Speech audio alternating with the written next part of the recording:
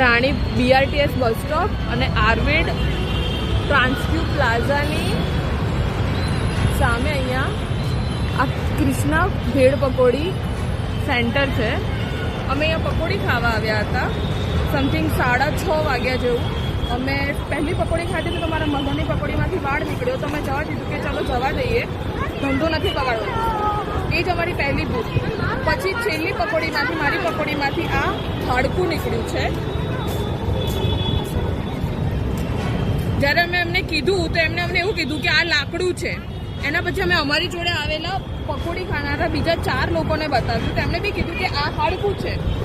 એના પછી જ્યારે અમે એમને કીધું તો એમણે એવું કીધું કે ના લાકડું છે, અમે તમને કાપીને બતાવીએ. આ હાડકું જ્યારે એમણે કાપ્યું તો કપાયું નહીં. એમને ખબર પડી કે આ હાડકું જ છે તો પછી અમને એવું કહે છે કે અમને માફ કરી દો, અમારી ભૂલ થઈ ગઈ. હાડકું ઉડીને આવ્યું હશે પકોડીમાં.